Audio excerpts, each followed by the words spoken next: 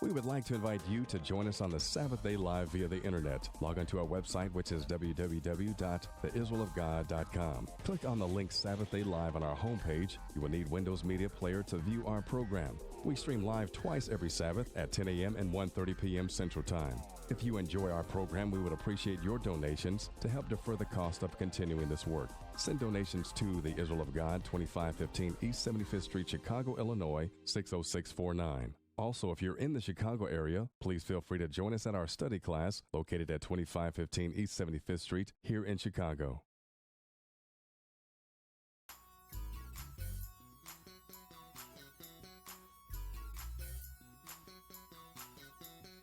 I've been looking, searching, trying to find the right way to walk.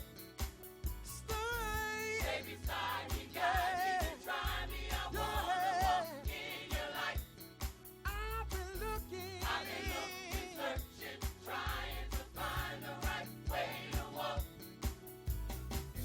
The Lord is my light, my salvation. Whom shall I fear? The Lord is the strength of my life.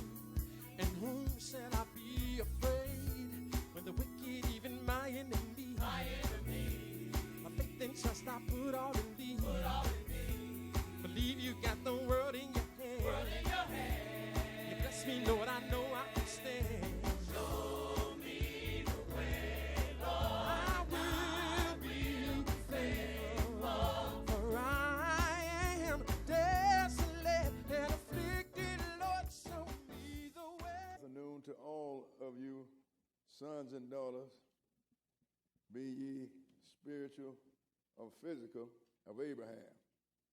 And we're going to get right to this lesson, sisters and brothers, because this is actually the greatest feast days of all feast days. This is the 8th day.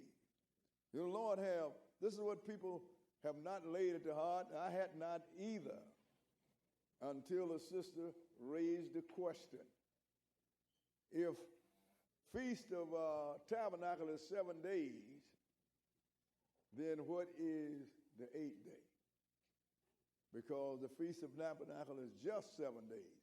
And the Feast of Tabernacle, sisters and brothers, represent the 7,000 years that God gave this man to be man. After that, no more man, it's God. And we're going to show this to you, but sometimes it is hard for people to cut into it, is because if we forgot one thing that the Lord told Daniel, that in the last days, men were going to run to and fro, and knowledge shall be increased. Sometimes we've been doing things a long time, and the knowledge and the Lord increase us, and we understand something more or better. Sometimes it's hard for us to change. We get in the way. I want you to know something, sisters and brothers. I don't have that problem. Because the gospel that I'm preaching is out of this book is the Lord's gospel. I am a man. Therefore, being a man, I know what Paul said. We see in part and we hear in part. We're going to know everything perfectly when the Lord comes. But in the meantime, as we increase in knowledge, we are supposed to reflect it. That is 8 days. When I left Brother Stern, we were just having 8 days of feast and call it all tabernacle. Like I say, until the sister raised the question. When she raised the question, it was a sensible question. It could not be ignored. Therefore, when I just took a look, and I mean it was so simple, it's right there on the surface. The Lord telling us all the time, it's 8 days. He tell you he had 7 days, 7 day Sabbath day. At the end of the 7th day, man is no more. Then he gave us the feast of unleavened bread. Man sinned, so he had a Passover. Then he had 7-day feast followed. That means that we're supposed to be sin-free or trying to get there anyway for 7 days. And then at the end of that 7 days, you don't exist So now Jesus have a great supper, which explained to me why he said that he would not eat of the bread or drink of the wine anymore until he do it in his Father's kingdom. Why? Because the Passover will have be completed. You cannot celebrate something before it's over with. If you're in a race, you can't declare yourself a winner while you're still running on the track. You have to wait until it's over with. God gave man 7 days, and he showed us in so many ways. Sabbath, regular weekly Sabbath, 7 days, 7-day week. Unleavened bread, 7 days. Feast of Tabernacle, 7 days. And we're going to start this in Leviticus, the 23rd chapter, because the Lord laid out a real good plan for his word. And when we pay attention, it's not complicated, sisters and brothers. Leviticus 23 and 1. Okay, go ahead. And the Lord spake unto Moses, saying, Speak unto the children of Israel, and say unto them, concerning the feast of the Lord, which ye shall proclaim to be holy convocations. Even these are my feasts. So the Lord said, these are my feasts. These are not the Jews' feasts. Israel didn't come up with no feast. Judah didn't come up with no feast. These are the Lord's feasts. So the Lord told Moses to speak unto Israel. In other words, I am giving the message to Israel. Israel is not giving the message to me. Skip down to verse 4 and read it. These are the feasts of the Lord, even holy convocations, go ahead, which ye shall proclaim in their seasons. And they must be proclaimed in their season because they have a directive. Must be in the season. You can't have unleavened bread before Pentecost or before Passover, because Passover, unless your sins are not passed over, you still in them. So how can you have unleavened bread? And you can't have the 8th day before you have tabernacle, because the creation is not complete. That's why we showed you, sisters and brothers, that every time the priest went in and did sprinkle the blood for the sins of the people, he had to do it 7 times, because somebody needs their sins passed over on every day. So he said, these are my feasts. So let's deal with the feast at hand. Skip down to verse 33. Verse 33 and go ahead.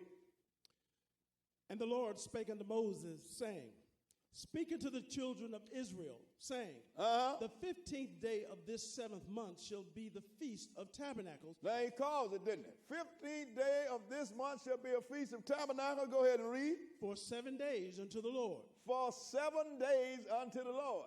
You know, we know what 7 mean, right? Go ahead and read. On the first day shall be in holy convocation. You shall do no servile work therein. Go ahead. 7 days you shall offer an offering made by fire unto the Lord. 7 days. Go ahead and read. On the 8th day shall be in holy convocation unto you. He already told you that the feast was 7 days. So now when he speak of an 8th day, that means we went someplace else, didn't we? Because I don't think the Lord have a counting problem. I think when he says 7, he means 7. Go ahead and read. And ye shall offer an offering made by fire unto the Lord. It is a solemn assembly. It is a solemn assembly, sisters and brothers. This is a solemn assembly. What verse was that? That's the end of, we're at the end of 36. So I'm going to look at this thing, solemn assembly. Because the question was asked a long time ago, if you have a solemn assembly, that means you don't eat on this day. And I'm one to take issue with everything that is thrown out there, because I might learn something. So that means if it's a solemn assembly, we should not eat on that day. So we don't have no other feast. So let's look at another feast with 7 days. Let's back up. Let's go over to Deuteronomy, the 16th chapter, and we go back to the Feast of Unleavened Bread and see about it. Because we need to look at these things, sisters and brothers, because when the Lord gives you some instruction, it will behoove you to try everything you can to follow these instructions. Deuteronomy chapter 16, and we're going to read one verse. Deuteronomy chapter 16, and we're going to read one verse. And that's verse 8, 16 and 8. Okay, read it. 6 days thou shalt eat unleavened bread. 6 days thou shalt eat unleavened bread. Go ahead and read. And on the 7th day shall be a solemn assembly to the Lord thy God. And on the 7th day shall be a solemn assembly unto the Lord thy God. Go ahead. Thou shalt do no work therein. So now we had an 8th day was a solemn assembly. 7th day on unleavened bread was a solemn assembly. So now we got to know, so we got to go and see if we really eat on this day, or do we have all that vegetarian menu over there for nothing? So let's back up to Exodus, the 13th chapter. We're going to look at it. We got to find this out because it must be done right, sisters and brothers. Exodus chapter 13, the 8th day is a solemn assembly. 7th day of unleavened bread is a solemn assembly. So do we eat on this day? We're going to read one verse. Verse 6. Do we feast on this day? Verse 6. Exodus 13 and verse 6. Okay, read it. 7 days thou shalt eat unleavened bread. 7 days thou shalt eat unleavened bread. Go ahead. And in the 7th day shall be a feast to the Lord. Wait a minute. That's a solemn assembly, ain't it? So if it's a 7 days shall be a feast unto the Lord, that means you feast on the solemn assembly, don't you? See, sisters and brothers, we just reading some book because this has to be understood. Some people don't understand it, and some people take issue with it, but I want to let you know, really all of the Lord's feasts are solemn assembly. But let's go into Hosea, the 9th chapter. Hosea chapter 9. So if you eat on the solemn assembly for tabernacle, for unleavened bread, then you eat on the solemn assembly for tabernacle. Because the Lord called it a feast. And you don't feast by drinking water. Hosea chapter 9. Hosea chapter 9. 9th chapter of Hosea.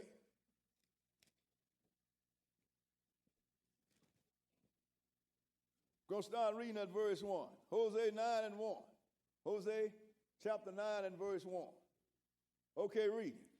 Rejoice not, O Israel, for joy as other people. For thou hast gone a whoring from thy God. And that's what we've done. We chase everybody's God but our own God. So he said, I don't want you to rejoice over this because you're going a whoring from your God. Go ahead and read. Thou hast loved a reward upon every corn floor. And everything about us is getting money. Go ahead and read.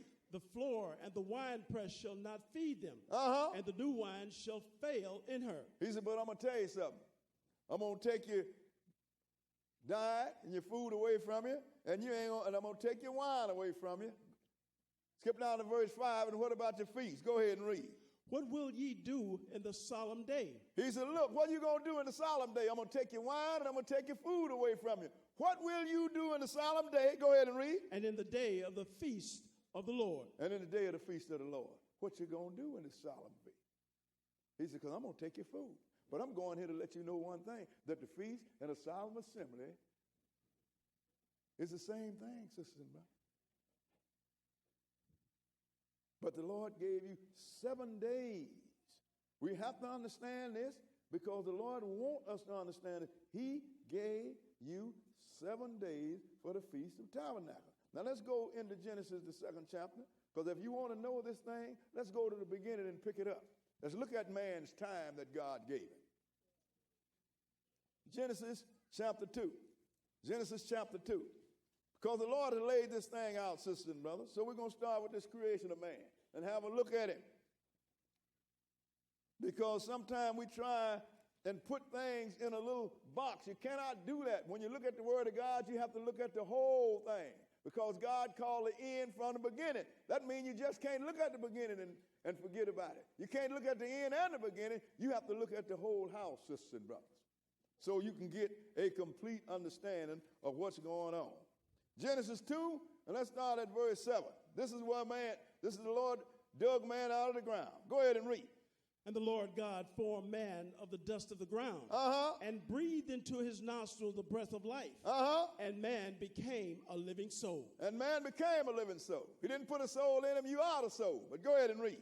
And the Lord God planted a garden eastward in Eden, and there he put the the man whom he had formed. Go ahead. And out of the ground made the Lord God to grow every tree that is pleasant to the sight and good for food. Now, every tree that was pleasant to the sight and good for food, he had that to grow out of the ground. Go ahead and read. The tree of life also in the midst of the garden. And the tree of knowledge of good and evil. So he had two trees, though, that didn't grow out of the ground. The tree of life, actually, sisters and brothers, was Jesus when he was called Yahweh. And the tree of the knowledge of good and evil, Satan the devil, which is also called a snake. So what did he say concerning this? Skip down to verse 16. Verse 16 and go ahead. And the Lord God commanded the man, saying, Of every tree of the garden thou mayest freely eat. Look, sisters and brothers, pay attention here. If they ever freely eat of every tree, couldn't man have eaten of the tree of life and live forever? Yes, he certainly could have. But what happened? Go ahead. But of the tree of the knowledge of good and evil, thou shalt not eat of it. Go ahead. For in the day that thou eatest thereof, thou shalt surely die. So the Lord was up front with us. He didn't hide nothing. He said, but the tree of the knowledge of good and evil, don't eat of it. Because the day that you eat of it, that's the day you are going to die, sisters and brothers. That's what the Lord told this man. Now let's see what he did. Now let's go into Genesis, the 3rd chapter. Genesis chapter 3. And we're going to see if we listen, if man listen well. Because that seems to be a problem. We don't listen well. Verse 17. Verse 6, rather. Verse 6. Go ahead and read it. And the woman saw that the tree was good for food, and that it was pleasant to the eyes. Go ahead. And a tree to be desired to make one wise. She took of the fruit thereof and did eat, and gave also unto her husband with her, and he did eat. So the woman ate of the tree. In other words, she had a conversation with Satan, because Satan had deceived her. But then she turned around and gave it to her husband, and he did eat. He was not deceived, sister and brother. That's why death came in by way of Adam. And so the Lord called sinners on this man for what? Because he should not have listened to this woman. In fact, he should have told her what Job told his wife. Woman, you talk like one that's a fool. Verse 17, go ahead. And unto Adam he said, because thou hast hearkened unto the voice of thy wife, and hast eaten of the tree of which I commanded thee, saying, thou shalt not eat of it. Go ahead. Cursed is the ground for thy sake. Go ahead. In sorrow shalt thou eat of it all the days of thy life. So ain't no more laying around, sisters and brothers. That let me know one thing. Work is a curse. We didn't have to do this. So that's why you don't like working, because it's a curse. But go ahead and read. 18. Thorns also and thistles shall it bring forth to thee, and thou shalt eat of the herb of the field. Go ahead. In the sweat of thy face shalt thou eat bread, till thou return unto the ground. And the sweat of thy face shall I eat bread until thou return to the ground. Go ahead and read. For out of it was thou taken. For out of it was thou taken. Go ahead. For dust thou art, and unto dust shalt thou return. I don't know how you got from here to heaven, sisters and brothers. But the Lord told you in the beginning, you come out of the ground, and back to the ground you are going. But the Lord told this man, the day that you eat of that tree, that's the day you're going to die. That's what we read. Isn't that correct? Yes, sir. Well, let's look at the generation of this man. Let's go into Genesis, the 5th chapter. Genesis, the 5th chapter. In case, a lot of people don't even know this here. This is here. Well, I've been asked the question several times, not so much here lately, but I used to be asked the question a lot, well, if Cain killed Abel, where did people come from?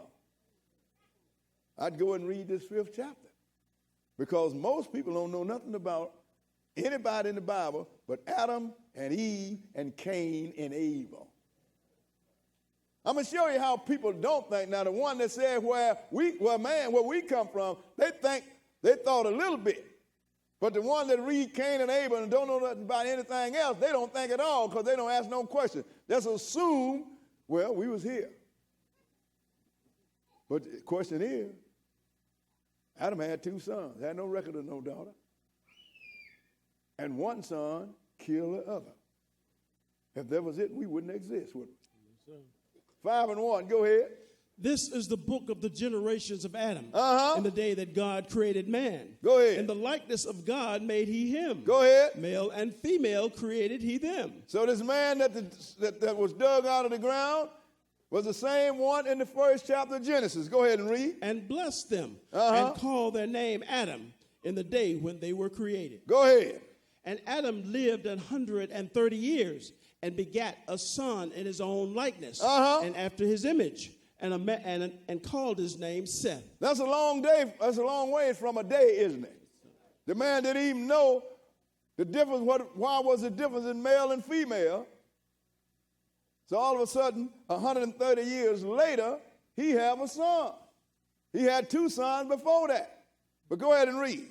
And the day of Adam after he had begotten Seth were 800 years. And he begot sons and daughters. That's a long time. Go ahead and read. And all the days that Adam lived were 930 years, and he died. So we know God can't lie, but he told this man, the day you eat of that tree, that's the day you're going to die. Skip down to verse 21. Verse 21. Verse 21. And read it. And Enoch lived 60 and 5 years, and begot Methuselah. And Enoch walked with God. After he begot Methuselah 300 years and begot sons and daughters. Now, we ain't concerned with Enoch. We're concerned with Methuselah. Skip down to verse 27. Verse 27 and read it. And all the days of Methuselah was 969 years, and he died. So now Methuselah lived 969 years. Adam lived 930 years. But the Lord told this man, the day that you live, the day that you eat of the tree of the knowledge of good and evil, that's the day you're going to die. You know how the average preacher get away with that? See, they died spiritually. He died spiritually when he went out there and talked to the devil. He ain't talking about that. Man, he also said, thus you're going to eat of the sweat of your face until you return to the ground. For dust thou art, and to dust thou shalt return. He wasn't talking about you're going to put your mind in the ground or your thoughts. Physical. So being that they don't understand, you're going to try and interpret. Their interpretation is, well, see, man died spiritually. This wasn't what the book was talking about. Because they ain't going to call God a lie. So we have to pursue this a little bit. Let's go into 2 Peter, the 3rd chapter. 2 Peter, the 3rd chapter. We have more than one place, but we're just going to hit singers most of the time today because of time restraints. 2 Peter, the 3rd chapter. 2 Peter, the 3rd chapter. And we're going to read one verse. And that's going to tell it all. 2 Peter, chapter 3. And verse 8. Read it. But, beloved, be not ignorant of this one thing, that one day is with the Lord as 1,000 years, and 1,000 years as one day. Oh, so neither one of them guys, even Methuselah, the oldest man that ever lived, never lived 1,000 years, did he? Because a day with the Lord is 1,000 years. So the Lord is telling this man, if you eat of this tree, you will never live to be 1,000 years old. But then we got something else out of this. If the day with the Lord is 1,000 years, and God gave this man 7 days, then that means man don't have but 7,000 years. Why did I say that? Let's go into Leviticus, the 23rd chapter again. What we doing, we dissecting this thing, sisters and brothers. We're looking at this thing. Because everybody like to have sound bites. Sooner or later, you got to know what's going on. Leviticus 23. And this time we're going to read one verse. Leviticus 23 and verse 3. Leviticus 23 and verse 3. 23 and 3. Okay, go ahead. 6 days shall work be done. But the 7th day is the Sabbath of rest. Go ahead. And holy convocation. Ye shall do no work therein. It is the Sabbath of the Lord in all your dwellings. So he's telling, look, you can labor 6 days, but on the 7th you rest. So that tells me you don't have but 7 days, sisters and brothers. But that's the time when the Lord took to create the earth, but also that's the time that God gave his man. 7 days. Now let's go and look at it, at this creation. Let's go back to Genesis, the 2nd chapter. Genesis chapter 2. Because sometimes we have to pursue this thing.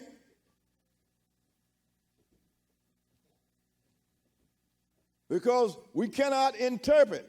Because every time you interpret, you drop the ball, you do something wrong. You just can't interpret the mind that created you, and you don't even know how to keep you from dying. Genesis 2:1. Okay, go ahead. Thus the heavens and the earth were finished. He called 6 days. Man was created on the 6th day. But he said, bless the heaven and the earth was finished. Go ahead. And all the hosts of them. And on the 7th day, God ended his work which he had made. And on the 7th day, he ended his work. What does end mean? Stop. You don't go no further. Is that correct? Which he had made. Go ahead and read. And he rested on the 7th day from all his work which he had made. And he said it again. And he rested on the 7th day from all the work which he had made. Go ahead. And God blessed the 7th day and sanctified it. Go ahead. Because that in it he had rested from all his work which God created and made. Don't you think God is trying to give you a message? He keep telling you the 7th day. That was it. He rested from all his work on the 7th day which he had made. But then let's look, we read the generation of man, didn't we? So let's continue. Maybe we better read the generation of the earth. But we're going to get to it. Verse 5, go ahead. And every plant of the field before it was in the earth, and every herb of the field before it grew. For the Lord God had not caused it to rain upon the earth, and there was not a man to till the ground. Oh, so that first chapter was a blueprint. Because the Lord hadn't created man at this time. He said, there was not a man to till the ground. So if he hadn't created a man to till the ground, then how could his work be finished? Because he's talking, sisters and brothers, way down the road. That's why I say call the end from the beginning. This is the Lord's day of rest that we're talking about, that he rested. Let's see where the Lord got mad at Israel and told them, you ain't going to be in this rest. That's some of Israel. Let's go in the 95th chapter of Psalm chapter 95. Because this day of rest, sisters and brothers, is for more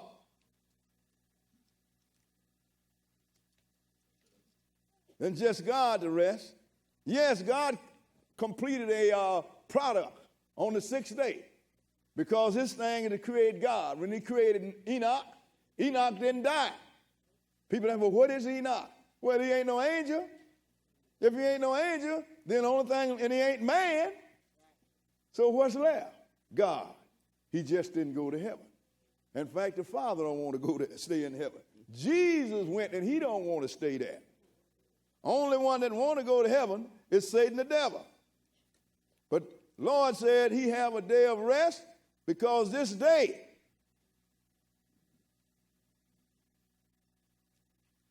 is for resting. And once he created this man, that's when his work really started, sisters and brothers. But come and tell you something, this man is a headache.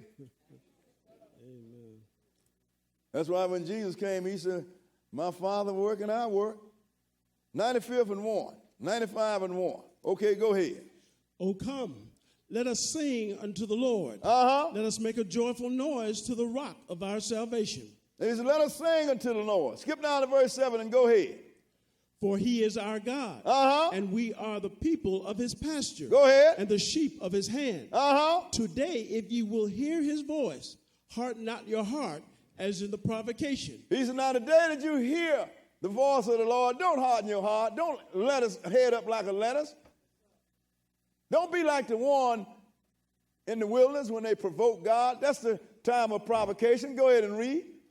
And as in the day of temptation in the wilderness. Go ahead. When your fathers tempted me, proved me, and saw my work. 40 years long was I grieved with this generation. Go ahead. And said, it is a people and do error in their heart, and they have not known my ways. He said, don't be like Israel when I had them in the wilderness. These people provoked me. They proved me and they tempted me, and no matter what I did, it didn't make a difference because they didn't listen.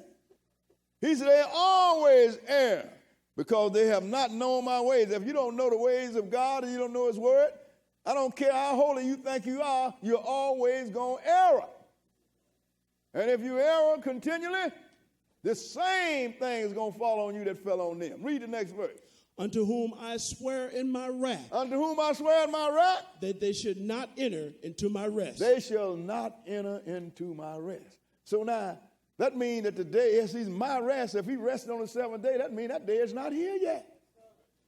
Because these people, talking about Israel, had come out of Egypt. That's a long ways from Adam, ain't it? Plus again, too, when he said he rested, he didn't have a man to till the ground, didn't he?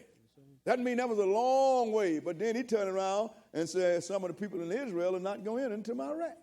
So we need to pursue this a little bit. Let's go into Hebrews, the 4th chapter. Hebrews chapter 4. Because people read stuff like this and they don't pursue it. Well, okay, that sounds good. Let's move on. Sooner or later, you're going to have to stop and figure out and pray and ask the Lord, what does this mean? Because there is a meaning to every word that's written in this Bible. I don't know it all, sister and brother, but I know all that I know. Hebrews 4, brother. Hebrews 4.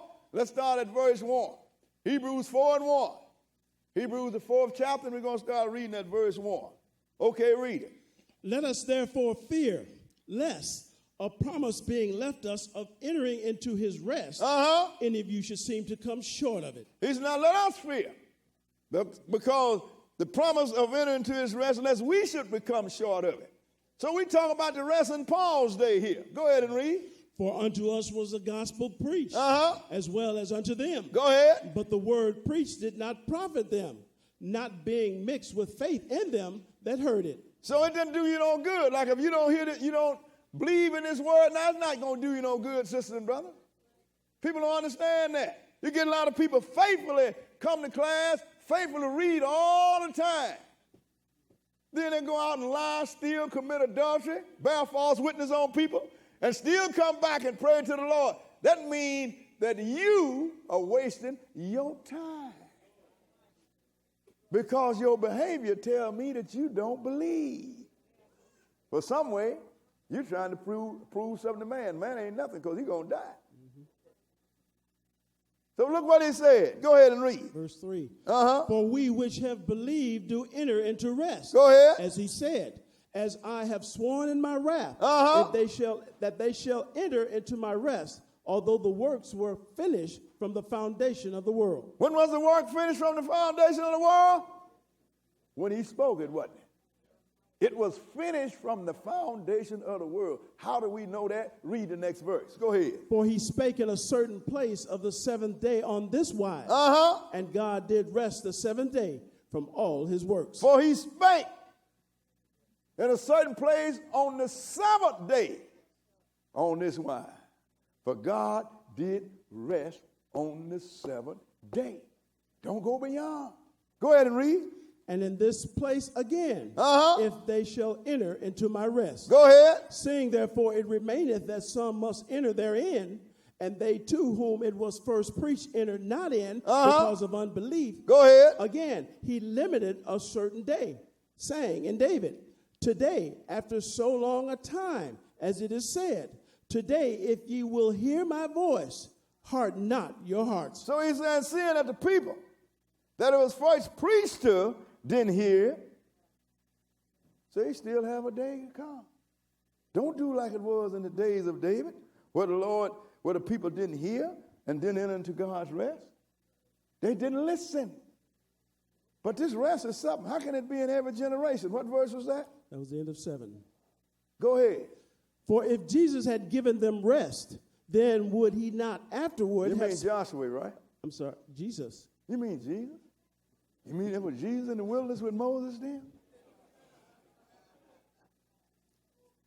Sometimes I see preachers read that by accident. They say, see, Joshua mean Jesus in Hebrew. I ain't never saw that. Because it was Jesus, sister and brother. He's the only one we ever dealt with. Well, if Jesus had given them rest, go ahead and read. Then would he not afterward have spoken of another day? He would not have spoken of another day. He didn't give it to them.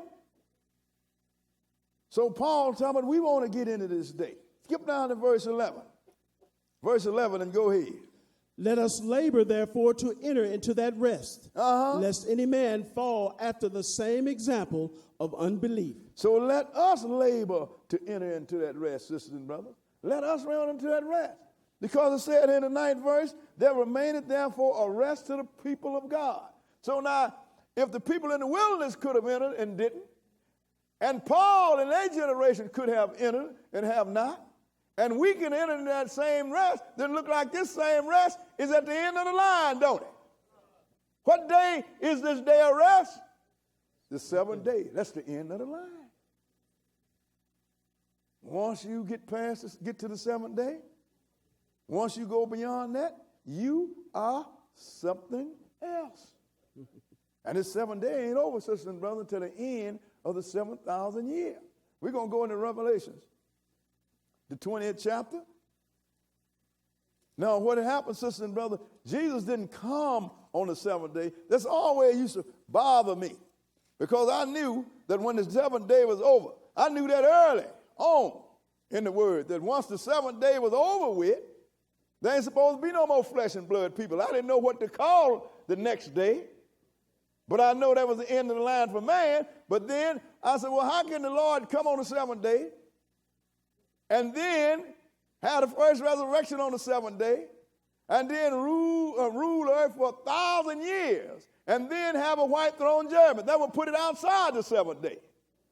But then one day when I was reading it, hit me like a tree fell on me. Wait a minute.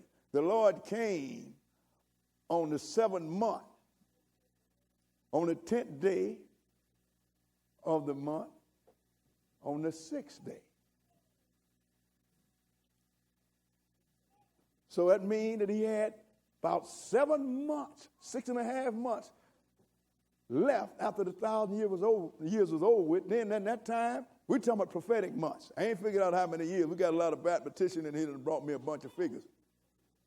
But what happened is the Lord going to rule from the time that his feet hit the ground for 1,000 years. When it's over with, he have 6.5 months left, prophetically speaking. Then that give him time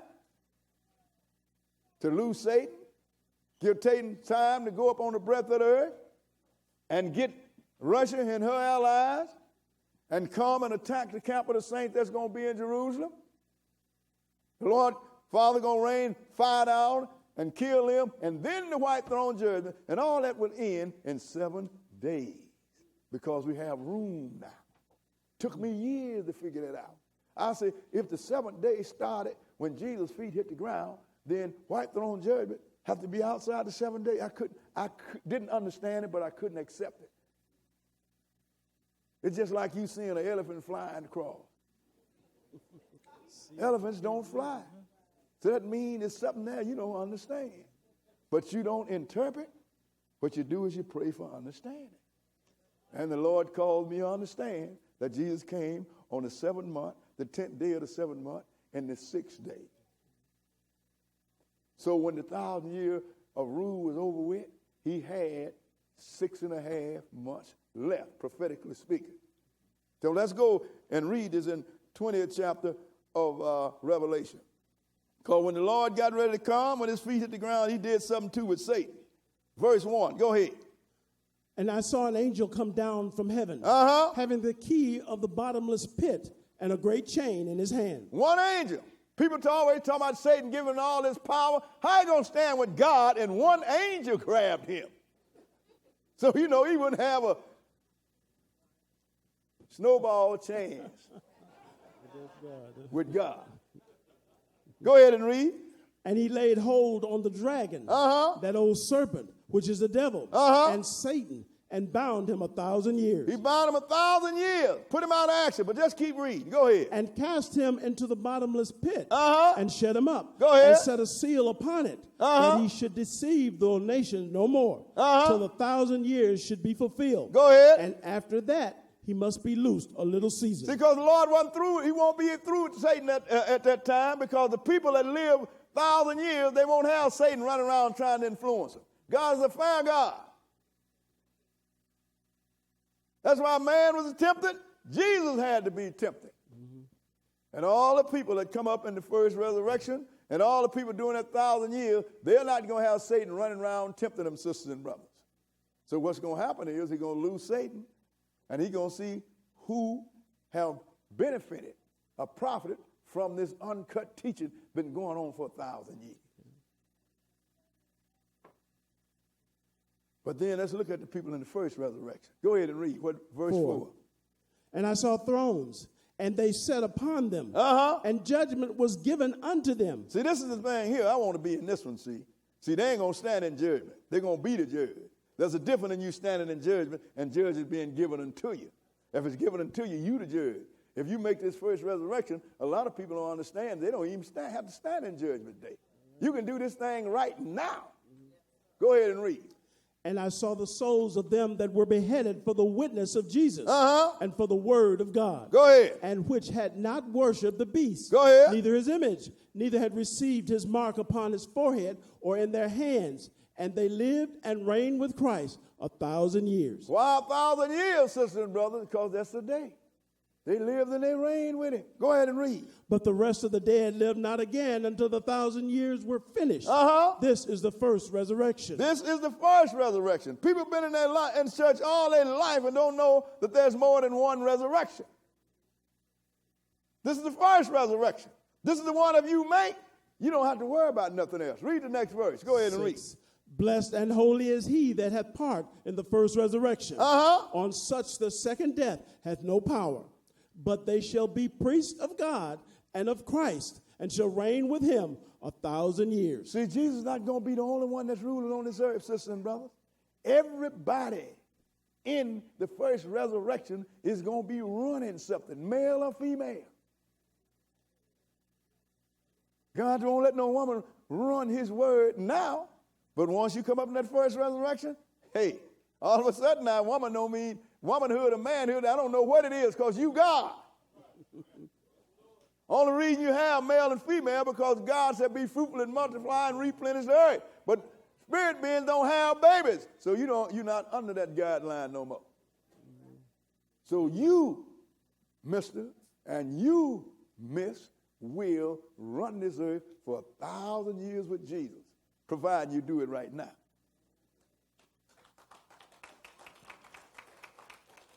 That's why I said be patient. Your time coming. Skip down to verse 11.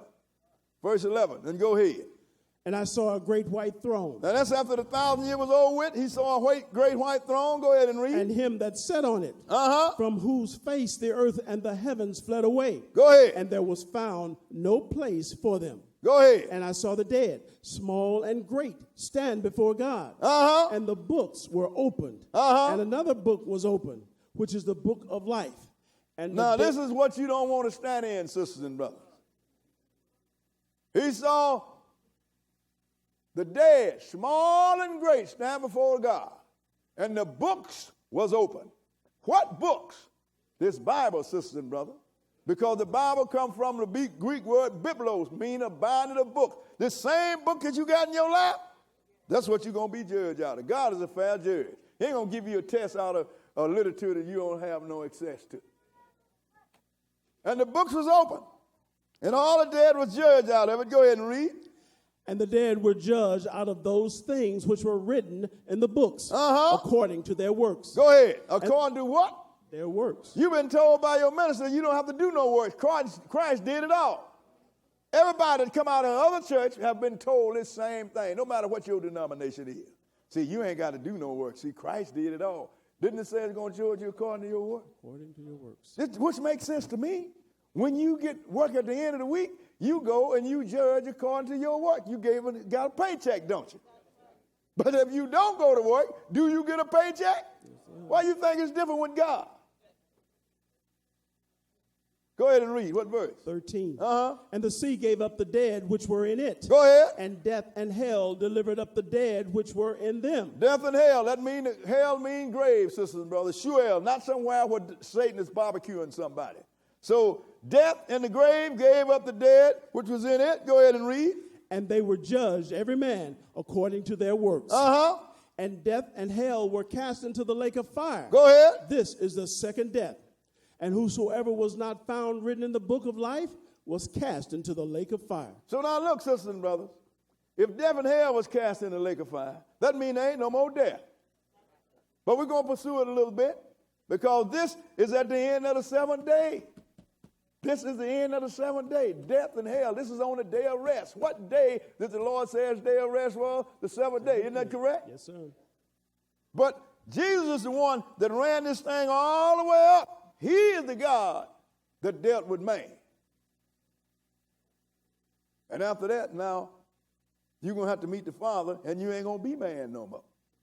Let's go into 1 Corinthians 15 chapter. See, if you don't understand this 7,000 years or the 7 days that God gave man, you can't possibly understand the 8th day. It's all that simple. You can't build a house unless you lay a foundation. You have to do it. 1 Corinthians the 15th chapter. This is the thing, sisters and brothers, that you just have to know. There's certain things you have to know. There's a process that builds up to knowledge. That's what Paul is saying, grow in grace. That's why Daniel said they're going to run to and fro in the streets in the last days, and knowledge is going to be increased. You have to start, and you have to continue and continue until you get to where you're supposed to be, sisters and brothers. You can't just head up, well, I've been doing this for 20 years. I was a boy for 20 years. Then one day I woke up, I was a man. So I had to start behaving like a man. My understanding had to be as a man's understanding. But Paul said it better, didn't he? When I was a child, I did what? Childish things. But when I become a man, I put away childish things. When you become a man, the word, sisters and brothers, you're supposed to understand like a man. 1 Corinthians 15 chapter, and let's look at this thing. Verse 21. 1 Corinthians 15 and verse 21. Okay, go ahead. For since by man came death, by man came also the resurrection of the dead. We read about the death part, and by man came also the resurrection of the dead, because Jesus had to take on the seed of Abraham and become a man. Go ahead and read. For as in Adam all die, even so in Christ shall all be made alive. Shall all be made alive. That's what scared me, sisters and brothers. All is an absolute. That means if you ain't right, you're going to still be raised. And you're going to be cast. What did we just get through reading? Everybody's not in the book of life going where? Lake of fire. That means everybody. Go ahead and read. But every man in his own order. But every man in his own order. Christ the first fruits. Go ahead. Afterwards, they that are Christ at his coming. But every man in his own order. Christ the first fruit. And everybody else that is coming, that's here. What does that tell you? That is a lesson within itself. If don't nobody be raised until Christ comes, then who is in heaven? I'm telling you something, Lord, the whole book is a teaching point, sisters and brothers. If you just paid attention to what you read. Somebody, well, my mother's in heaven. But look here, Christ the first fruit now, first born from the dead. And those that are his ain't going to come until he get here. And once he get here, what's going to happen? Go ahead and read. Then cometh the end. Then cometh the end. When he shall have delivered up the kingdom to God, even the Father. When he shall have put down all rule and all authority and power. And then cometh the end, that he going to deliver up the kingdom to God the Father when he, Jesus, have put down all rule. And Jesus have put down all authority. Go ahead and read. For he must reign till he hath put all enemies under his feet. The last enemy that shall be destroyed is death. Okay, so now Jesus is the one that put death on the table. He is the one that's going to take death off the table. That means there ain't going to be no more dying, sisters and brothers. If it's not going to be any more dying, it would behoove us to try and find out where we want to live at, don't we? Yes, sir. Go ahead and read. 27. For he hath put all things under his feet. But when he saith all things are put under him, it is manifest that he is accepted, which did put all things under him. So when Jesus put all things under the Father, that means that Jesus himself is accepted by the Father. He have done his job. That's why I tell us Israelites, he done made us the priests. How is it you figure that we're going to get accepted and get eternal life if we're going to kill all the rest of the creation but us? That's right. And we was commissioned to bring all the sons of Adam back to God. Israel was too big for you, huh? Well, you better grow up to the occasion. Go ahead and read. And when all things shall be subdued unto him, then shall the Son also himself be subject unto him that put all things under him, that God may be all in all. So when Jesus do that, then here come the Father. Father, here it is. He done served him up a whole creation. God is all in all. And everybody is going to be God or whatever else that is in the lake of fire. Because Jesus put death down, didn't he? Let's go and look at it another place. Let's go into 2 Timothy, the first chapter. 2 Timothy, the first chapter. This is what scares me, sisters and brothers. I find out that once I was born, I'm here. I'm here. I ain't going nowhere. And when I do so go somewhere, it might not be where I want to go. So I'm going to find out what it is that I don't want to go, where it is that I don't want to go, and make sure I do the thing to keep from going there. So that means I got to find out the things that I need to do to keep from going there. And ain't no need of trying to fool God. You can't fool this guy. Remember, he created you. Every time something's out of order, he know it. General Motors made the Cadillac. And when it have a problem, he know how to fix it. He know how to diagnose it.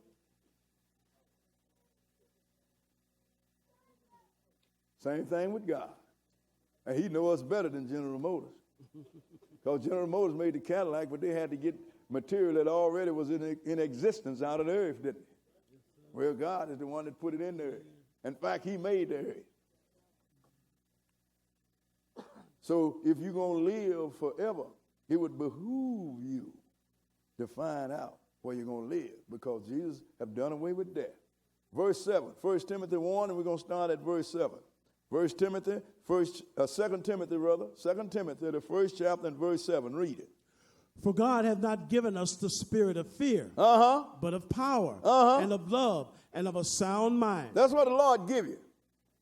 You don't, and when you really get some understanding, you don't walk around fearing stuff, because he have given you power and also given you love, but most of all, he will given you a sound mind. And believe me, that's a big statement. Skip down to verse 9. Verse 9 and go ahead.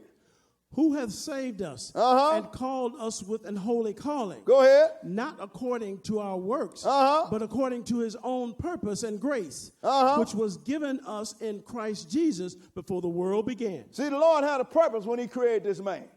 And his purpose before the world began was to make God.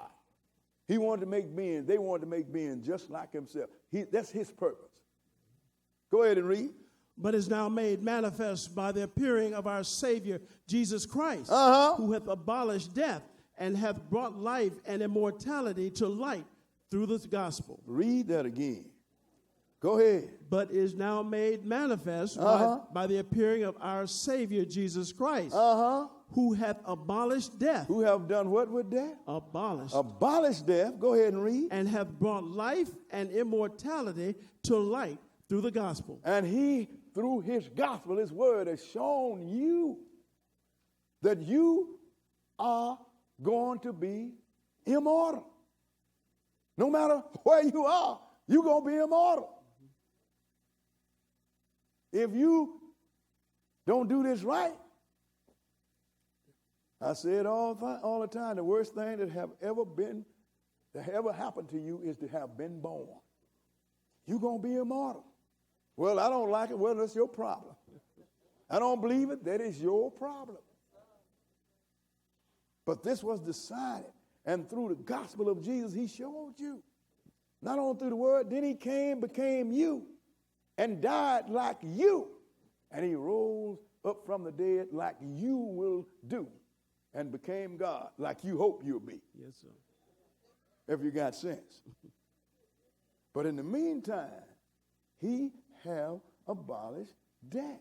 And if he abolished death, that means he have abolished flesh and blood man. Man can't live forever. Only God. That's why God had to change Enoch, and he didn't see that. If he had said, well, Enoch, me and you, we're going to hang out until eternity. One day he's going to turn around, and Enoch going to be a pile of dirt. So in order to keep him doing that, he changed him. Because when he abolished death, he abolished the flesh and blood body, sisters and brothers. Now let's go and look at what happened to Moses for hanging around God too much. Let's go into Exodus, the 34th chapter. Exodus chapter 34. These things the Lord wants us to pay attention to. You'd be surprised. I mean, everything in this book is a teaching point. It tells you something. And it's taking you to where God wants you to be if you will only pay attention. Exodus chapter 34, and we're going to start at verse 27. Exodus 34, and we're going to start reading at verse 27. 34 and 27. Okay, read it. And the Lord said unto Moses, write thou these words, for after the tenor of these words I have made a covenant with thee and with Israel. These words we're going to find out in the Lord's commandment. He said, now I want you to write these words. I'm just like I told you, because after the tenor of these words have I entered into a covenant with you and the children of Israel. Go ahead and read. And he was there with the Lord 40 days and 40 nights. Go ahead. He did neither eat bread nor drink water. And he wrote upon tables the words of the covenant, the 10 commandments. So what are the words of the covenant? The 10 commandments. That's the agreement that we entered into when we entered into the covenant. When you get baptized and get in that water, when you come up, you have entered into a covenant with God. And for the first time in your life, you clean. That is if you repented first. Mm-hmm. Now, if you're a devil and you go in the water, you're going to be a devil when you come out of the water.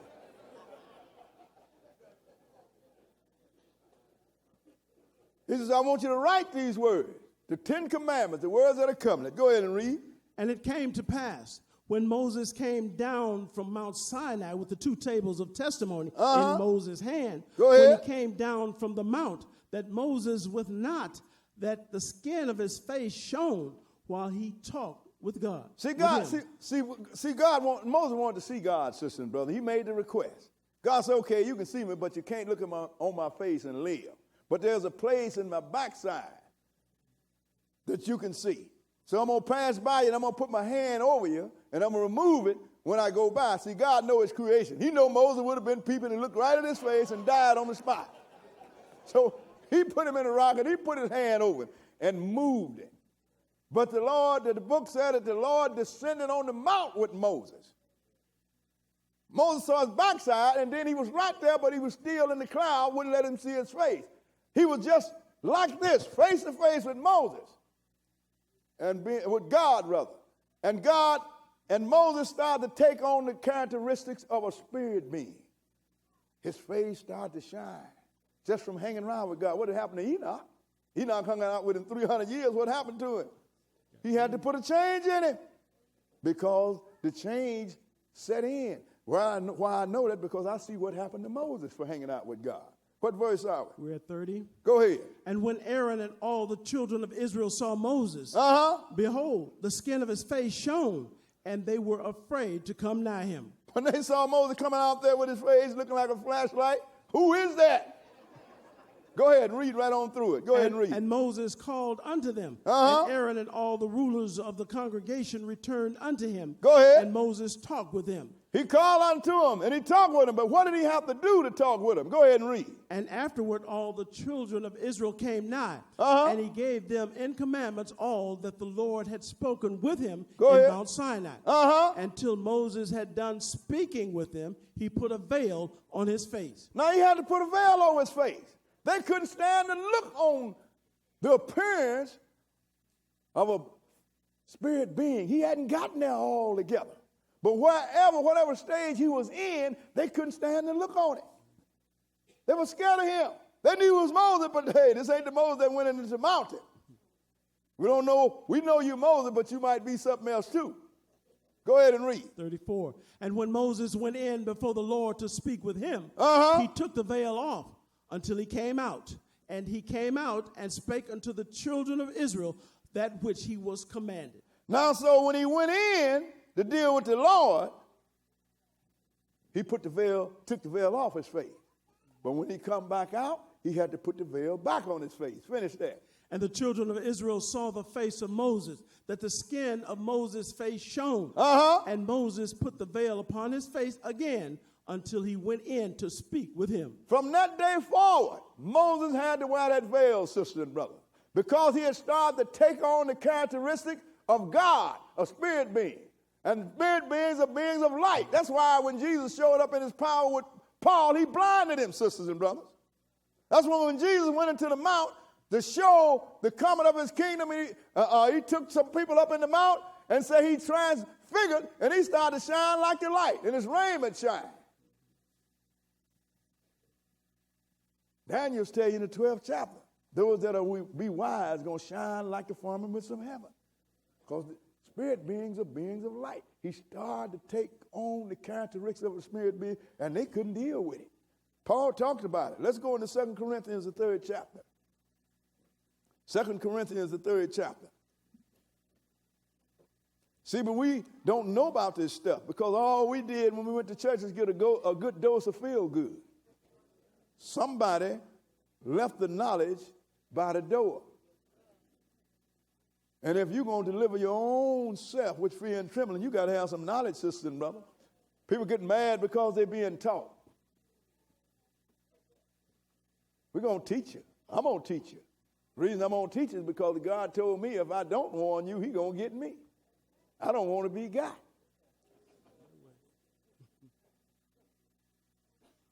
Second Corinthians, the 3rd chapter, and verse 1. 2 Corinthians 3 and 1. Because Paul letting these people know, hey, we don't need nobody to give us no recommendation. We know what we're doing. Verse 1, go ahead. Do we begin again to commend ourselves? Or need we, as some others, epistles of commendation to you, or letters of commendation from you? He said, look, do we need somebody to write a letter of commendation, or do we need any accommodation from you? We don't need nothing. If a true servant of God, he don't need nobody to tell you, good sermon. Ooh, brother, you threw down. Ooh, brother, you don't need all that. I know everything I am. And that's what Paul is saying. Skip down to verse 5. Verse 5 and go ahead. Not that we are sufficient of ourselves to think anything as of ourselves, but our sufficiency is of God. He said, look, not that we think, and I don't think like people, sometimes people put this great big old thing on me like, oh, this brother think he know. Look, I know what I know. But there ain't no great commendation I'm going to give myself. I don't take no credit for this. The wisdom is the Lord, sisters and brothers. And what I'm sufficient in is the word of God. That's because he made me sufficient in it. Not something that I did. Go ahead and read. 6.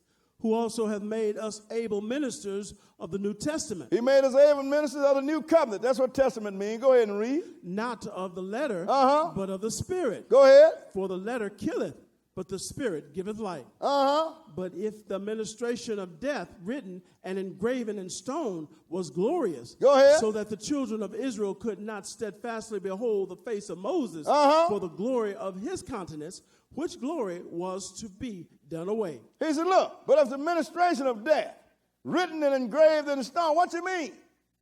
Moses went and got the 10 Commandments, which the Lord engraved in stone, on the stone with his own finger.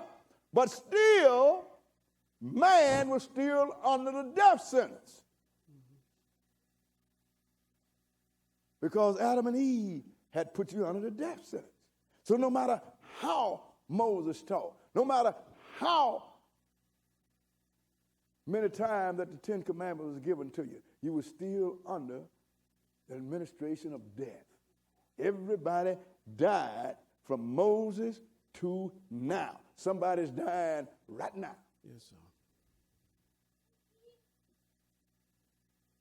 So now, how glorious it might have been, even when Moses started to take the chains, still this glory was to be done away with because he's flesh and blood man. Reading that verse. How shall not the ministration of the Spirit be rather glorious? For if the ministration of condemnation be glory, much more doth the ministration of righteousness exceed in glory. See, that's the ministration of condemnation. If we don't keep the commandments, we're going to condemn. But still it's glorious. But how much more shall administration of righteousness, sisters and brothers? Read verse 11. Verse 11, go ahead. For if that which is done away was glorious, how much more that which remaineth is glorious. So when this flesh and blood is done away with, what remains? Spirit, sisters and brothers. Go ahead and read. Seeing then that we have such hope, we use great plainness of speech. Go ahead. And not as Moses, which put a veil over his face, that the children of Israel could not steadfastly look to the end of that which is abolished. Look, sisters and brothers. He said, we use plainness of speech, not like when Moses put a veil on his face. Because the children of Israel could not look to the end of that which is to be abolished. What is supposed to be abolished? Flesh and blood, sisters and brothers. And when they looked at Moses' face was the end result of that which was to be abolished. Because once you are born, you're going to be something. If you God, you're going to be a being of light. You're going to shine just like Moses' face shined. And Israel could not look to the end of a flesh and blood being to see what he will become. Y'all get the point? But he cannot become that until the 8th day. Let's go on to 1 Corinthians, the 15th chapter now. And we're going to start at verse 49. 1 Corinthians, the 15th chapter.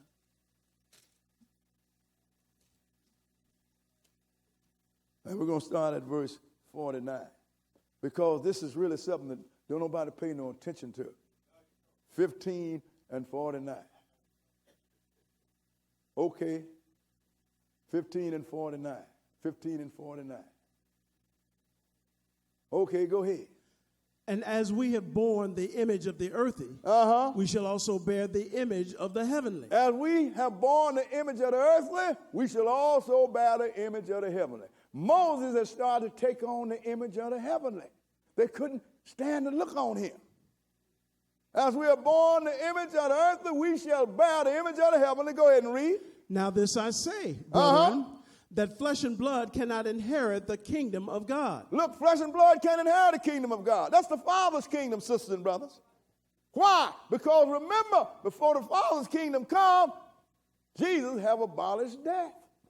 And if he abolished death, you're no longer flesh and blood. You're going to get into the kingdom, but the problem is, what part are you going to be in? Go ahead and read. Neither doth corruption inherit incorruption. Go ahead. Behold, I show you a mystery. We shall not all sleep, but we shall all be changed. That's a great mystery, sisters and brothers. Everybody's not going to die, but everybody's going to be changed. Go ahead and read.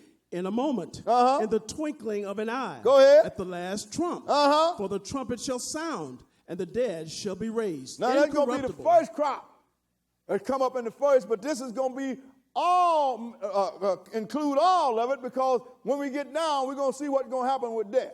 In a moment, in the twinkling of an eye, at the last trump, go ahead and read. We shall be changed. We shall be changed. Go ahead. For this corruptible must put on incorruption. This corruption must put on incorruption. And this mortal must put on immortality. And this mortal must put on immortality. Go ahead and read. So when this corruptible shall have put on incorruption, and this mortal shall have put on immortality, go ahead. Then shall be brought to pass the saying that is written, Death is swallowed up in victory. Death is swallowed up in victory. Ain't no more dying then. So he abolished death. So when he abolished death, he have abolished flesh and blood beings, sisters and brothers. And the Lord gave man 7 days, 7,000 years. At the end of that 7,000 years, no more man. Now let's go back to Leviticus, the 23rd chapter. Because the Lord is telling you all kind of ways that you don't have but 7 days, mister. Use it wisely. and prepare with these 7 days to live a time for a period of time that have no limitations. In other words, to live forever. That's why I don't see why people get so hung up on nowadays. You can't get along with your friend. You can't get along with your neighbor. You can't get along with your wife. You don't care nothing about your children. All these emotional shortcomings for a period of time that within itself is short. And you mess around and do the wrong thing, making the wrong decision because you hung up in me, that when forever comes, you're going to be in the wrong part of the kingdom. Ask yourself a question. What is it in this life that you can't give up, that you prepared to burn forever for? Seriously, ask yourself a question. Everything you have in this life you take too serious. Well, I want money. Okay, you're going to spend it all or you're going to die and leave it. I want the big house. You're going to die. They're going to repossess it or you're going to die and leave it. I want nice clothes. They're going to get old and you're going to die and leave them. What you going to do when you wake up? Mr. Husband that don't want to keep his wife. Miss Wife that don't want to keep her husband. Mr. I ain't going to use the bad word. Mr. Womanizer that want to sleep with every woman he can. I say all the time, whatever all these things that you got, you better enjoy it good because you're going to pay forever. I want you to understand this, sister and brother. This is some serious business here. Forever is a long, long time. And you going to blow the mission forever for a temporary condition? The Lord keep telling this is a temporary condition. Let's 23 and let's start at verse 39. Leviticus 23 and verse 39. That's why I tell people you better take a check on yourself. Look what you about to give up. Don't care if you had all the money in the world, I guarantee you, you're going to die and leave it. Go to the gym, work out. Eat the best food, all kind of herbs and get your health. You're still going to get old, wrinkled, and die. You know why? Because the Lord gave you 7 days. What you going to do with these 7 days, sister and brother? I think we need to ask ourselves that question. And he said over and over. Verse 39. Go ahead and read. Also on the 15th day of the 7th month, when ye have gathered in the fruit of the land, go ahead. Ye shall keep a feast unto the Lord 7 days. Said it again, didn't it? Go ahead and read. On the first day shall be a Sabbath, and on the 8th day shall be a Sabbath. You can't get 8 out of 7, so that's something else, isn't it? This is why another reason the Lord going to let you know is something else. Keep reading. And ye shall take you on the first day the bogs of goodly trees, branches of palm trees, and the bogs of thick trees, and willow of the brook. Go ahead. And ye shall rejoice before the Lord your God 7 days. So now you're going to take these and make you some booths. These are temporary dwelling, and you're going to rejoice before your Lord how many days? 7 days. 7 days. Go ahead and read. And ye shall keep it a feast unto the Lord 7 days in the year. Said it again, didn't it? Go ahead. It shall be a statute forever in your generations. Ye shall celebrate it in the 7th month. Go ahead. Ye shall dwell in booths 7 days. All that are Israelites born shall dwell in booths. Look, your house that you live in is not made out of tree branches, isn't it? And olive branches. Because you might have been living in your house for 30 or 40 years like I have. Still there. But if I'd built me a house out of tree branches, when the season changed, the leaf would have died and fell off, and I'd be exposed to all the elements. Yeah. So it's called a temporary condition, sisters and brothers. So how long were you supposed to be in it? 7 days. And when the 7 days are expired, sisters and brothers, I want you to know something. That's the end of the Lord's Passover. The Passover started on the first day. And the Lord let you know that because you was under the blood in Egypt. But you was under the blood starting with Adam and Eve. They sinned, something died.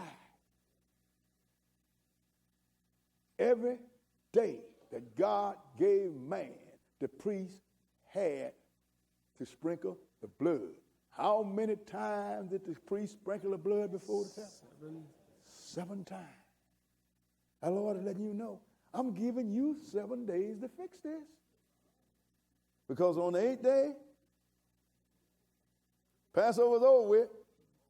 All that's going to make it, it's going to make it. Let's go into Luke the 14th chapter.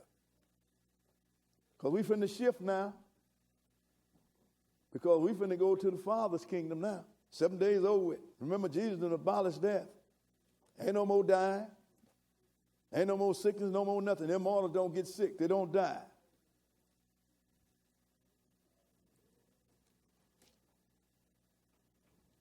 Because you will have the knowledge to live forever. That means you have the knowledge to make somebody else if you decide. So if you have all that kind of knowledge, you sure enough have the knowledge to keep yourself from dying. Luke 14.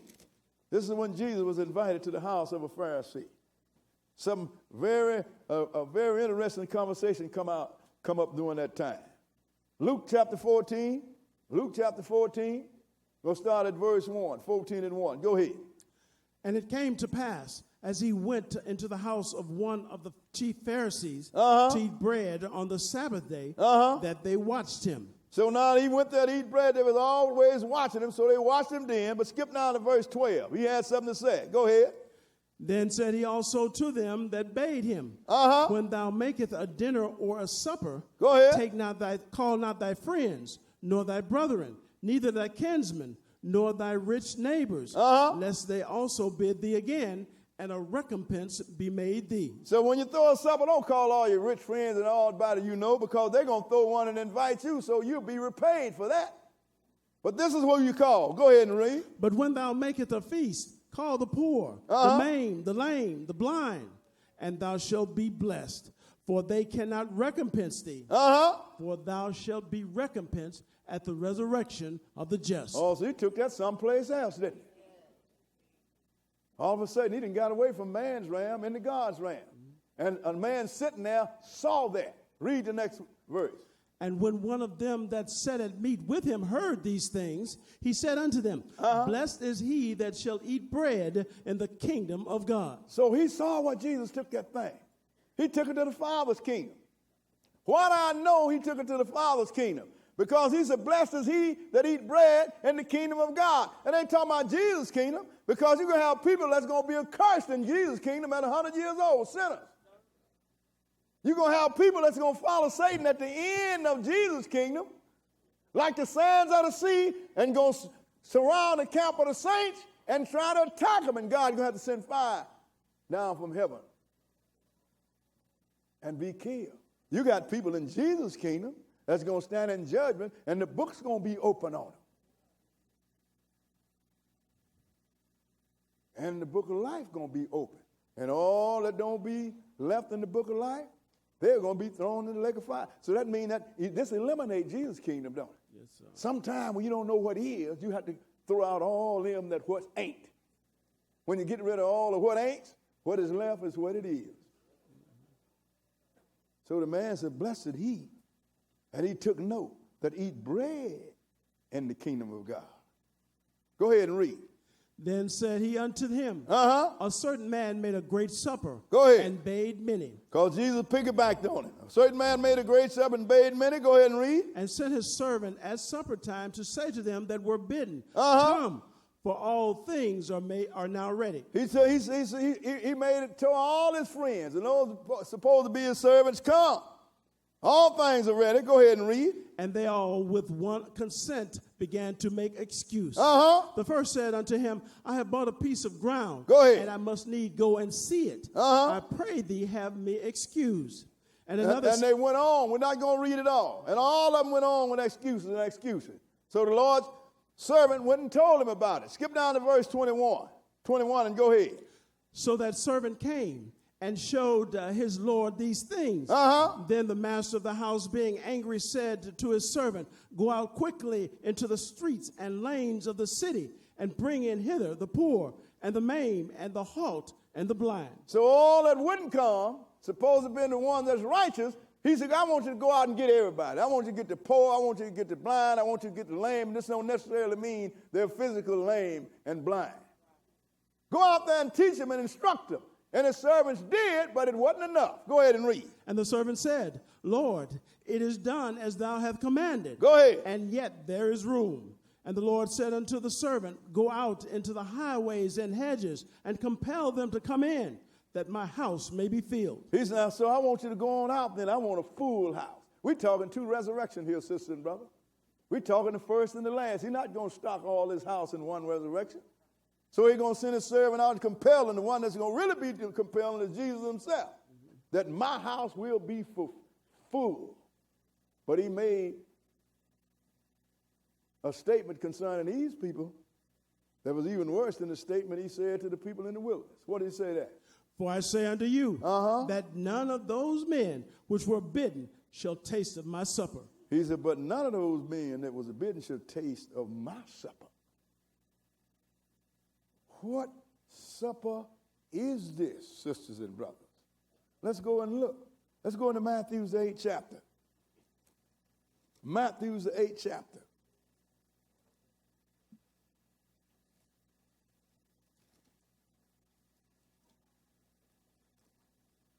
Because he said, you ain't going to get there.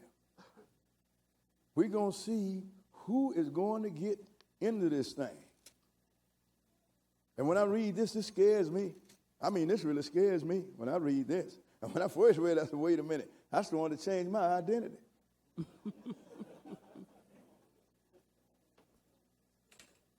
Let me show you why. Verse 5. Matthew 8 and 5.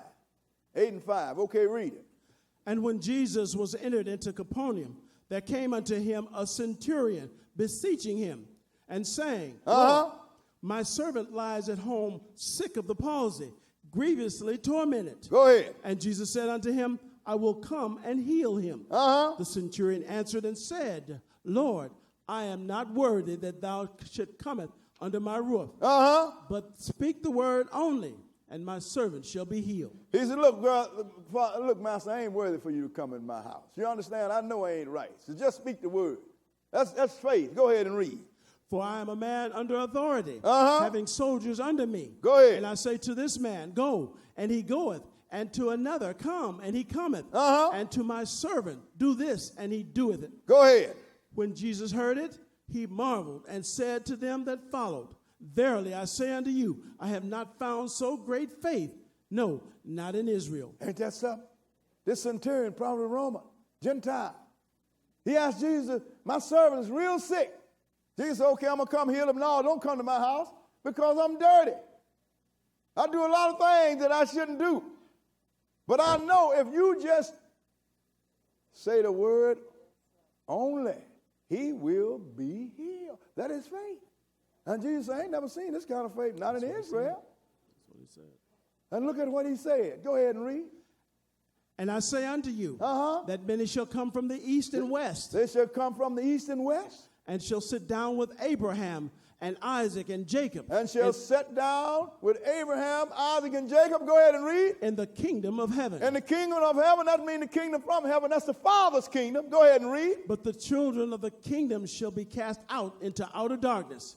There shall be weeping and gnashing of teeth. Who are the children of the kingdom, sisters and brothers? Israel.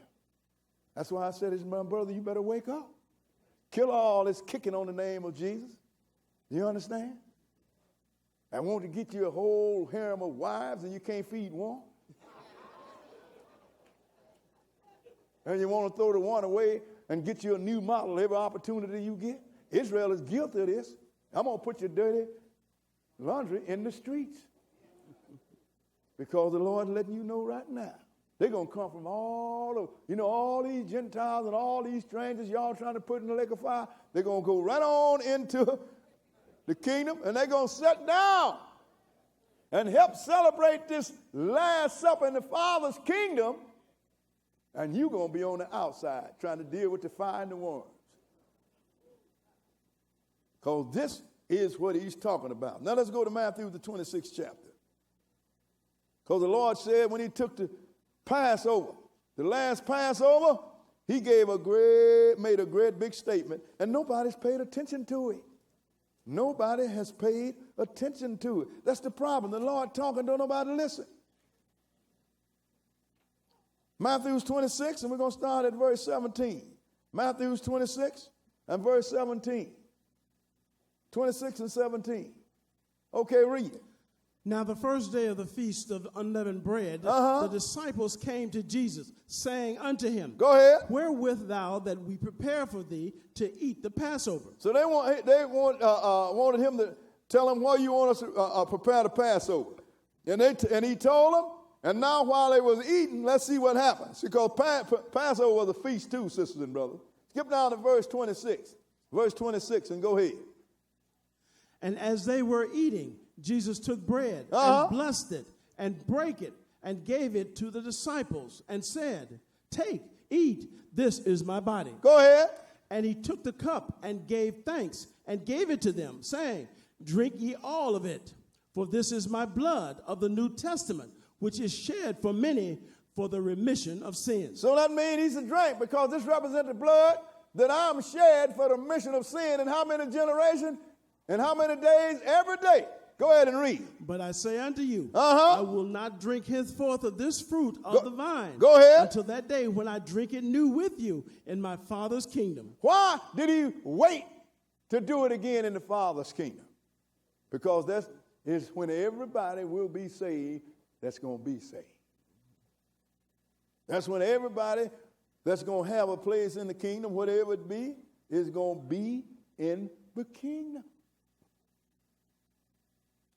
So this is the supper that all them that wouldn't show up at and made all them excuses, that you ain't going to never get to eat of. You're going to be in the outside where there's weeping and gnashing of teeth. Everybody that makes an excuse. People make all kind of excuse. Well, I would be good if he wasn't so bad. I did this because they did this to me. A people that always want to reciprocate. Your life is dictated by everybody around you because you don't want to acknowledge your own shortcoming. Have mercy. So he said, look,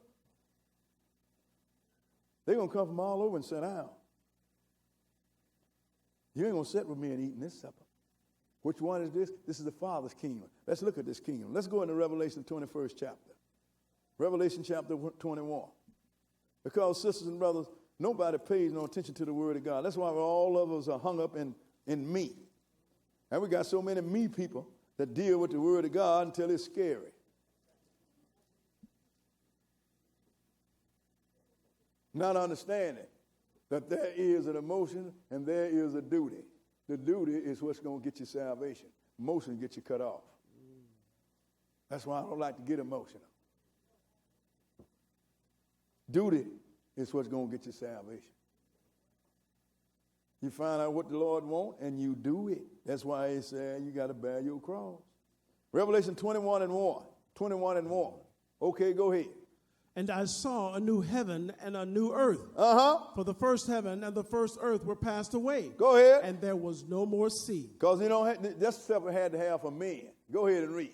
And I, John, saw the holy city, New Jerusalem, coming down from God out of heaven. Go ahead. Prepared as a bride adorned for her husband. And I heard a great voice out of heaven saying, Behold, the tabernacle of God is with men, and he will dwell with them, and they shall be his people, and God himself shall be with them. So God want to come and live with you. He don't want you to come up there and live with him.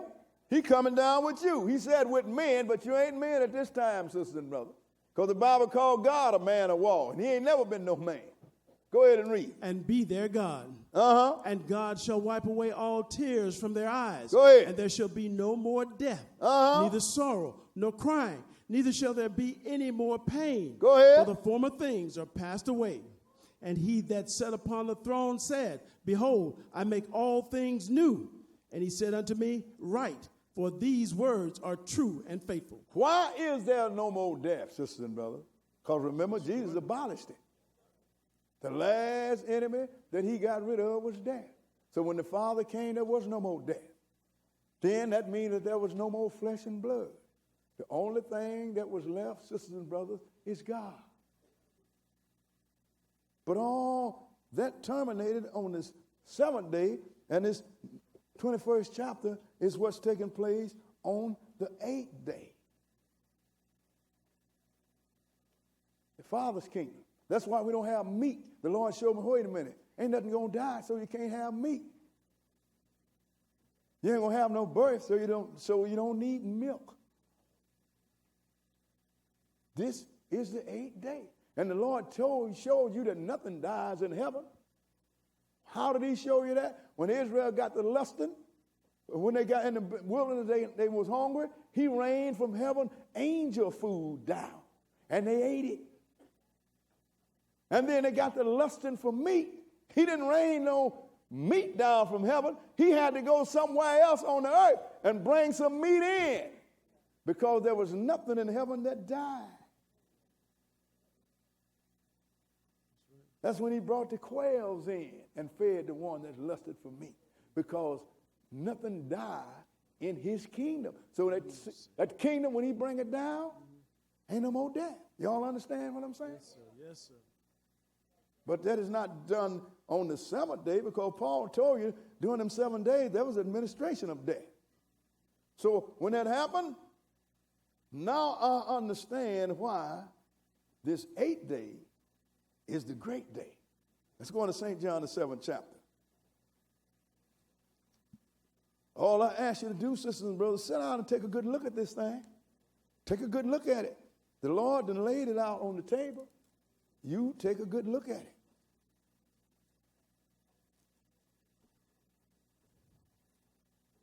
St. John, the 7th chapter. St. John, the 7th chapter.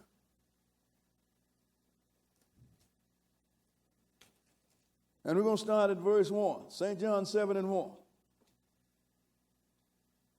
St. John 7 and 1. Okay, go ahead.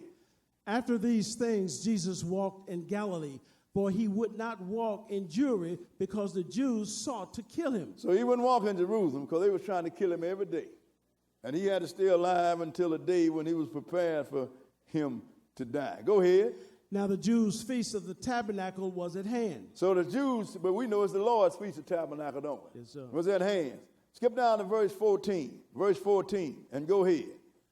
Now about the midst of the feast, Jesus went up into the temple and taught.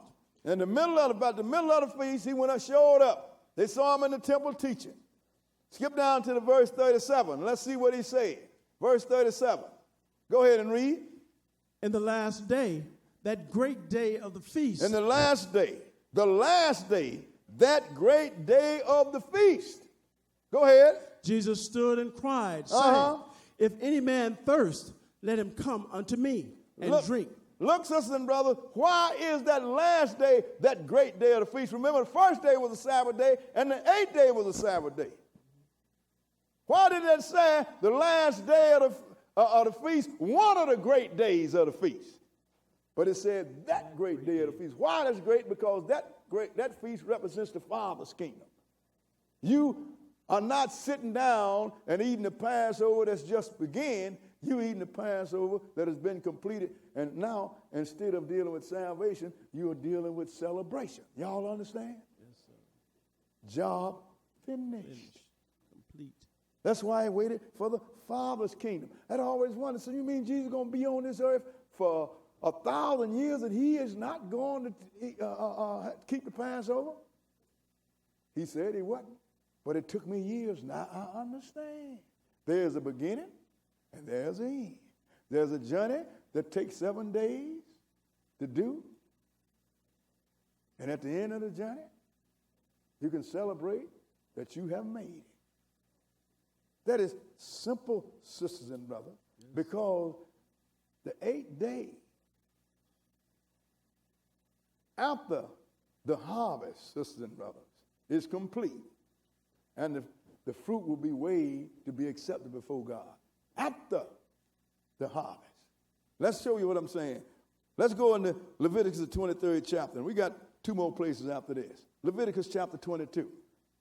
Because sometimes we just have to look real close. Because we don't look real close. We get up caught up in emotion, get caught up in people. Like a lot of people get caught up. They want to try and go against what I teach. You ain't going against what I teach. You're going against what's written. I don't have no book. I have no kingdom. I have no doctrine. In fact, it took me 3 years to really decide I was going to do this thing. I kept trying to get out to Washington Power.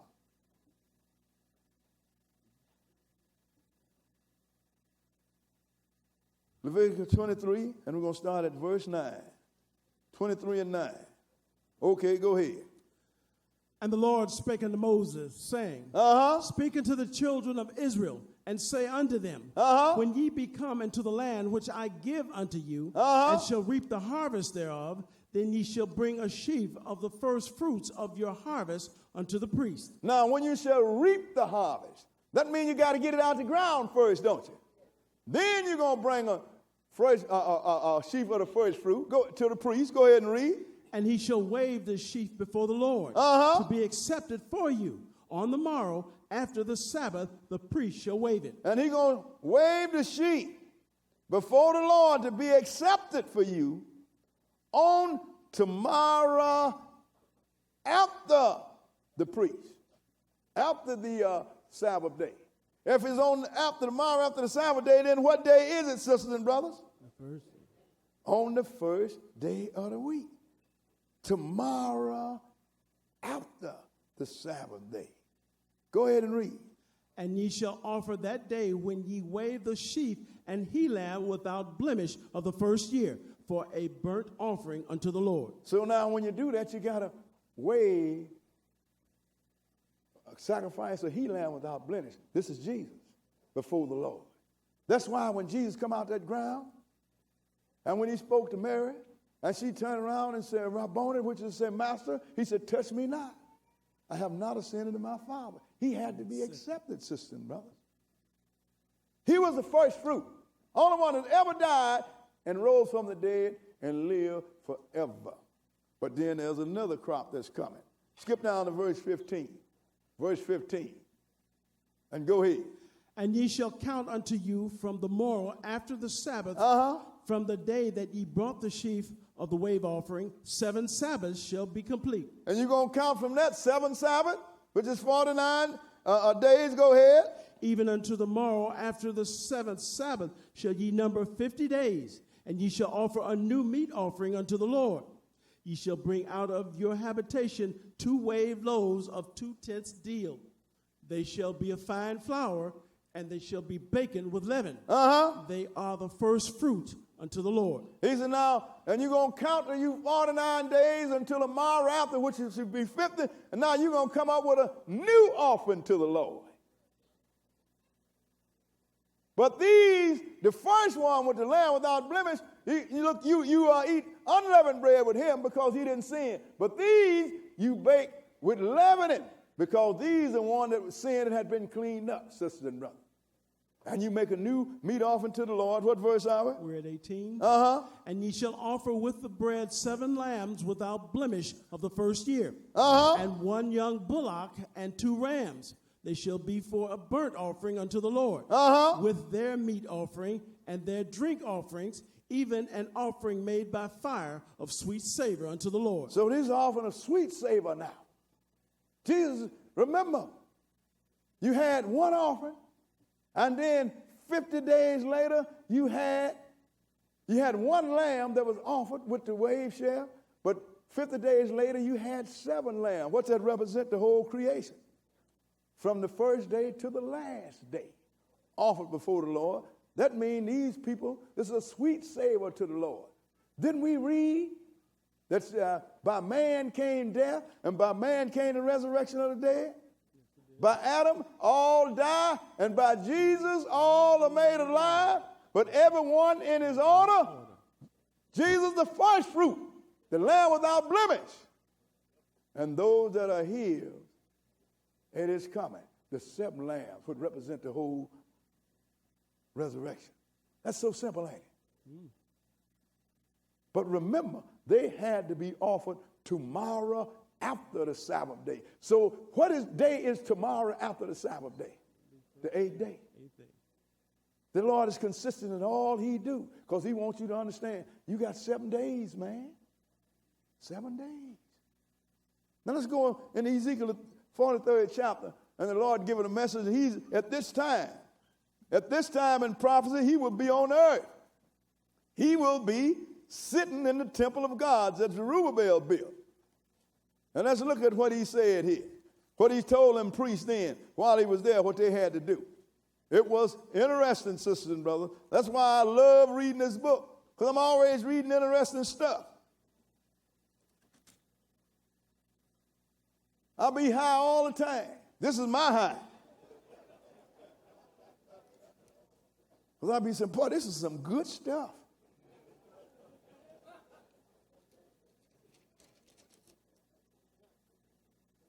Ezekiel 43, and we're going to start at verse 25. This is once the Lord, he's telling these priests what they got to do. He's here in the temple now, and let's pay attention to what he's saying here. I mean, really pay attention. Because remember about sin offering have to be every day. Sin offering was made in every day that God had. That's why the Lord had to sprinkle blood before the veil 7 times before the veil, which represent every day. And ain't nothing changed. Verse 25, go ahead. 7 days shalt thou prepare every day a goat for a sin offering. They shall also prepare a young bullock and a ram out of the flock without blemish. 7 days you're going to do that. A bullock and a young ram without blemish. For what? For sin. Go ahead and read. 7 days shall they purge the altar and purify it. And 7 days shall they purge the altar and purify it. Go ahead and read. And they shall consecrate themselves. And when these days are expired. For 7 days they shall purify the altar in the sanctuary. And they shall purify themselves. Now pay attention. Start that over again. Go ahead. And when these days are expired. And when these days are expired, what days? The 7 days, sisters and brothers. Go ahead. It shall be that upon the 8th day. It shall be that is upon the 8th day. Go ahead. And so forward. The priest shall make your burnt offerings upon the altar. And your peace offerings. And I will accept you, saith the Lord God. And that's when I will accept you. That's why when Mary got ready to touch Jesus, touch me not. I have not gone to my Father. Why? Because the Lord told Israel, said, when you reap the harvest, get a sheaf of the first harvest and wave it before the Lord. I don't want you to eat parched corn or nothing until it is accepted by the Lord. Once the Lord accepts it, then you can partake of it. But what day was that wave on? The 8th day. Jesus rose on the 7th day. Isn't that strange that he would rise on the Sabbath day? That's when he rose, sisters and brothers. And on the 8th day, he was God. He was no longer man. So that's why we do this, sisters and brothers. So when the God's kingdom comes, there ain't going to be no more death. Therefore, there ain't going to be no meat to eat. Remember, God had to go somewhere on earth and bring you some meat. But when he wants you to rain you and your food, it just come down from heaven, didn't it? Yes, sir. So what we're going to do, sisters and brothers, we're going to keep this feast, and we're going to keep it with knowledge and understanding.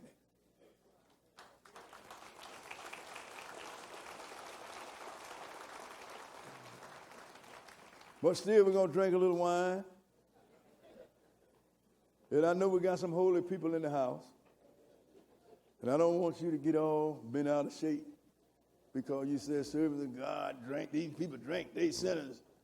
Because somebody told you that sin is smoking and drinking. So I'm going to read what God going to contribute to this sin. Let's go to Deuteronomy, the 14th chapter. I remember doing the building of the meat house over there. We had some Gentiles come over and was doing the foundation. And the guy was a reformed alcoholic. He couldn't touch no liquor. He made it evil. He told me when you look at the red of the wine. And I read this to him. I know I shouldn't have did that. He was messed up. I hope he didn't go back to alcoholism.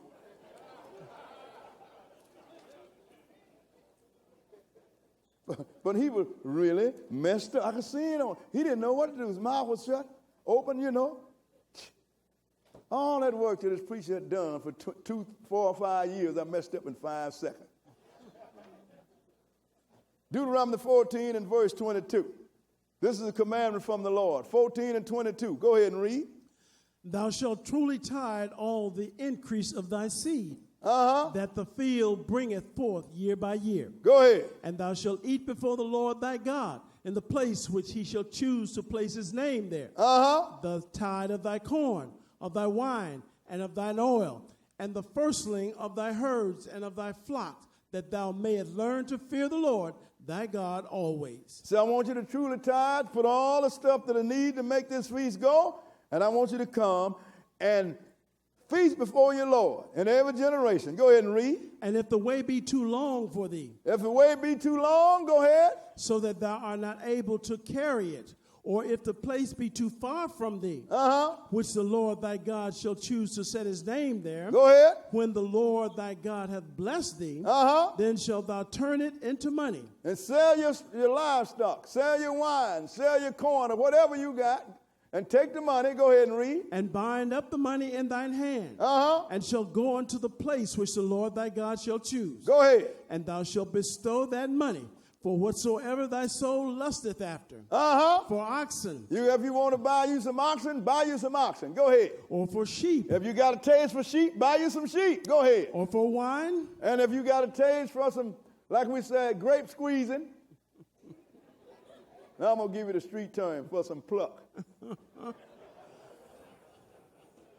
Buy. Go ahead and read. Or for strong drink. Or for Jack Daniels. Go ahead and read. Or for whatsoever thy soul desires. And thou shalt eat there before the Lord thy God, and thou shalt rejoice, thou and thine household. The Lord told us to do this, didn't he? Yes, sir. So if the Lord told us to do it, how can it be wrong? But that particular day, I just wanted to be bad. Because I take every opportunity to mess up bad teaching. Wine is not bad, sister and brother. No, whiskey is not bad. Master it. You can't. That's bad. So we're going to drink a little wine, we're going to eat some food, and we're going to go home.